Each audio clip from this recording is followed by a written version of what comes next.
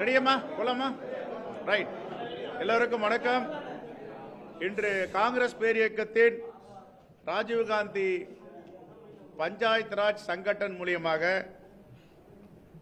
இன்று ஒரு வாகன பேரணி கையோடு கைகோர்ப்போம் அப்படி என்ற ஒரு இயக்கத்தை தொடங்கி ராஜீவ்காந்தி பஞ்சாயத்து ராஜ் அமைப்பின் சார்பில் தமிழ்நாடு முழுவதும் சென்னை, திருவள்ளூர், காஞ்சிபுரம், ராணிப்பேட்டை, வேலூர், திருவண்ணாமலை, திருப்பத்தூர், சேலம், தர்மபுரி, கிருஷ்ணகிரி, ஈரோடு, நீலகிரி, கோயம்புத்தூர், திருப்பூர், நாமக்கல், கரூர், திண்டுக்கல், தேனி, மதுரை, தென்காசி, திருநெல்வேலி, கன்னியாகுமரி, ராமநாதபுரம், சிவகங்கை, புதுக்கோட்டை, தூத்துக்குடி, விருதுநகர், தஞ்சாவூர், திருச்சி, பெரம்பலூர், திருவாரூர், நாகப்பட்டினம், மயிலாடுதுறை, அரியலூர், கடலூர், கள்ளக்குறிச்சி, விழுப்புரம், செங்கல்பட்டு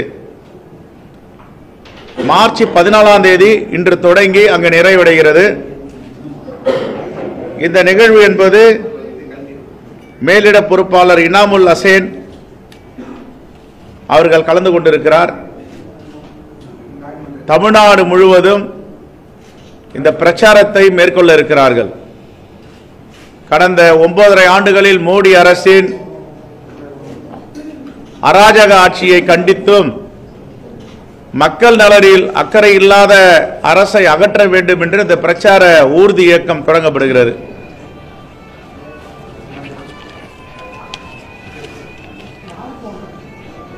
தென் மாநிலங்களை புறக்கணிக்கும் நரேந்திர மோடி தமிழ்நாட்டுக்கு வரும்போதெல்லாம் பேசுறாரு. தமிழ்நாட்டில் ஒன்றிய அரசு ஒதுக்கப்படும் நிதியை சரியாக பயன்படுத்தவில்லை, திட்டங்களை அமல்படுத்தவில்லை என்று. ஆனால் அவர், நான் ஏற்கனவே 2 முறை சொல்லியிருக்கிறேன், அண்ணாமலை அவர்கள் ஒரு வெள்ளை அறிக்கை வெளியிட வேண்டும், ஒன்றிய அரசிடம் கேட்க வேண்டும், தமிழ்நாட்டுக்கு இதுவரை நீங்கள் என்னென்ன செய்திருக்கிறீர்கள், காங்கிரஸ் ஆட்சியில் 10 ஆண்டுகளில் எவ்வளவு நிதி ஒதுக்கப்பட்டு இருக்கிறது, குறிப்பாக தென் மாநிலங்கள் புறக்கணிப்பு, மக்கள் தொகை அடிப்படையில் ஒரு மாநிலங்களுக்கும் இவ்வளவு நிதி ஒதுக்க வேண்டும் என்று ஒரு வழிகாட்டுதல் இருக்கிறது. தென் மாநிலங்களுக்கு முழுவதும் தமிழ்நாடு, கேரளா, பாண்டிச்சேரி, கர்நாடகா, தெலுங்கானா, ஆந்திரா 25,000 கோடி. ஒரே ஒரு மாநிலமான உத்தரப்பிரதேசத்திற்கு 25,495 கோடி. எவ்வளவு பெரிய ஓரவஞ்சனை, தென் மாநிலங்கள் புறக்கணிப்பு. இதற்கெல்லாம் மோடி அவர்கள் பதில் சொல்ல வேண்டும். மோடியின் பிரதிநிதியாக இருக்கின்ற அண்ணாமலை பதில் சொல்ல வேண்டும். தென் மாநிலங்களை புறக்கணித்து, தமிழ்நாடுகளை புறக்கணித்து, புறந்தள்ளிவிட்டு தமிழ்நாட்டில் வந்து வாக்கு சேகரிக்க வருகிறார். நாங்கள் அறிவிக்கும் திட்டங்களை நடைமுறைப்படுத்துவதில் இவர்கள் தயங்குகிறார்கள் என்று சொல்லுகிறார். இப்படி உண்மைக்கு புறம்பான செய்திகளை தினம் தினம் கூவி கூவி சொல்லி வரும் மோடி அவர்கள் இதற்கெல்லாம் பதில் சொல்ல வேண்டும்.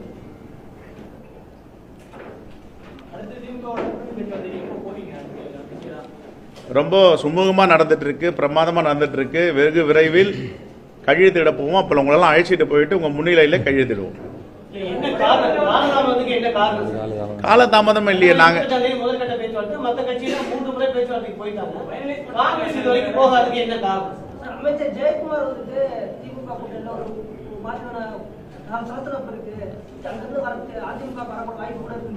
ஒரு சலசலப்பும் இல்லையே. நாங்க பலமுறை சொல்லிட்டோமே, நாங்க ரொம்ப இனிப்பா இருக்கிறோம், அங்க மகிழ்ச்சியா இருக்கிறோம், கசப்பெல்லாம் ஒண்ணுமே கிடையாது. சரி, இல்ல நீங்க எல்லாம் மூத்த பத்திரிகையாளர், விவரமான பத்திரிகையாளர். மதிமுக இன்னும் முடியல, விடுதலை சிறுத்தைகள் இன்னும் முடியல, காங்கிரஸுக்கு மட்டும் இவ்வளவு ஆர்வம் காட்டுறீங்க? முடிங்க முடிங்க.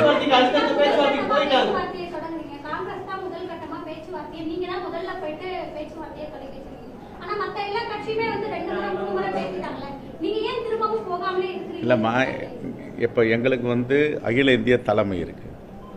அவங்க புதுடெல்லியிலிருந்து வந்து போக முடியாது. தொலைபேசியில் பேசிகிட்டு இருக்காங்க, எல்லா கால்லையும் பேசிகிட்டு இருக்காங்க.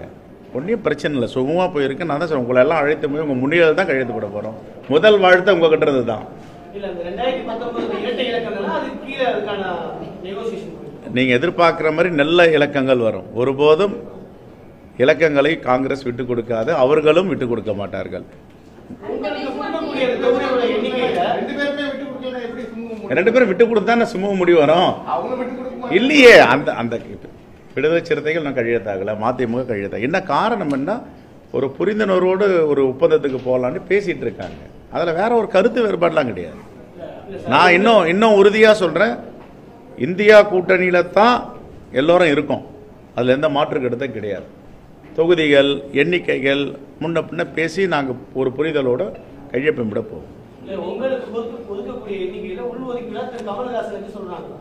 அப்படிலாம் இது வரைக்கும் யாரும் கமல்ஹாசனும் எங்ககிட்ட கேட்கல, இவங்களும் அது மாதிரி சொல்லலை. அது மாதிரி பத்திரிகையில் அது மாதிரி வந்துட்டு இருக்கு செய்தி. ஏங்கம்மா இப்போது வெஸ்ட் பெங்காலில் திரிணாமுல் காங்கிரஸ் கூட கூட்டணியே வராது அப்படின்னு சொன்னாங்க, அங்கே வந்துருச்சு. ஆம் ஆத்மி வராதுன்னு சொன்னீங்க, வந்துருச்சு. சிவசேனா கூடவும் என்சிபி கூடவும் முரண்பாடு இருக்குன்னீங்க, அங்கேயும் கூட்டணி வந்துருச்சு. ராஷ்ட்ரிய ஜனதா தள் கூட கூட்டணி, எல்லாம் ஒரு புரிந்துணர்வு ஒப்பந்தமே போட்டாச்சு. ரொம்ப ஃப்ரெண்ட்லியாக சவுத் இந்தியாவில் இருக்கிற எங்களுக்கு கூட்டணி திராவிட முன்னேற்ற கழகம் தான். எங்களுக்குள்ளே ஒரு பிரச்சனையும் இல்லை. சுமூகமாக உங்கள் முன்னிலையில் கையெழுத்து வெகு விரைவில் போடுவோம், உங்களை கூட்டு போவோம்.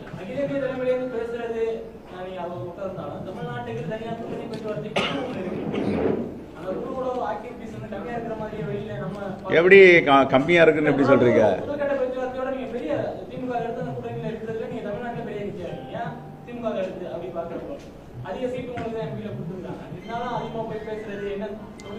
நேத்திக்கு கூட முதலமைச்சர் வாழ்த்து சொல்லும் போது கூட்டணி விஷயமா பேசியிருக்கோம். எங்கே பேசலன்னு சொல்கிறீங்க? நாங்கள் எல்லா தலைவரும் போயிருந்தோம், எல்லோரும் பேசியிருக்கோம்.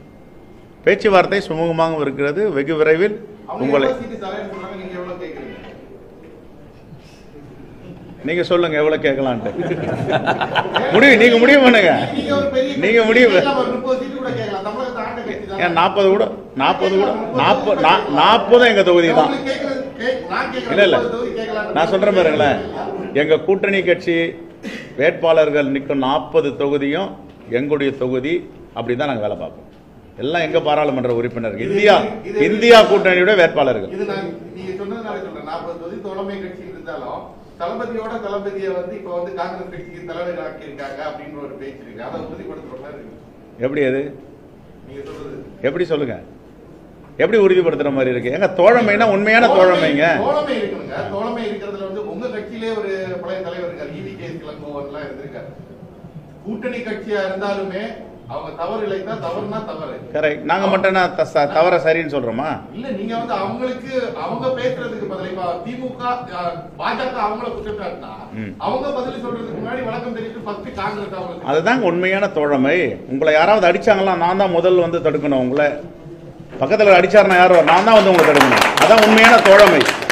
இல்லங்க, அங்க அடிக்கிறார், நான் ஏன் இங்க வேடிக்கை பார்த்துட்டு இருந்தேன்னா அவர் அடி வாங்கட்டும் இல்ல அடிக்கட்டும், அவங்க 2 பேரும் பார்த்துட்டு நாங்க இருந்தேன்னா அது உண்மையான தோழமை கிடையாது. ஒருத்தரை தாக்குதல் செய்யறாங்க, அது என்ன தாக்குதல் இருக்கலாம், சொற்களால இருக்கலாம், கொடுப்பாங்க. அதான் பொறுத்திருந்து பாருங்க, கொடுப்பாங்க.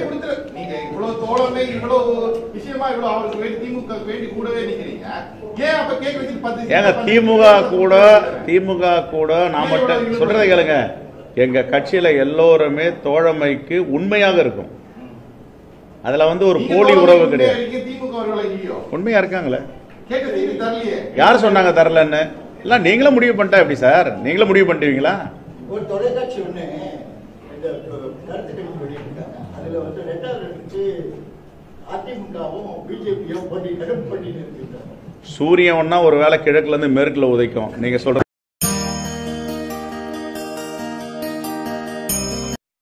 கூகுள் தமிழ் நியூஸ் சேனலை லைக் பண்ணுங்க, கமெண்ட் பண்ணுங்க, ஷேர் பண்ணுங்க, மறக்காம சப்ஸ்கிரைப் பண்ணுங்க.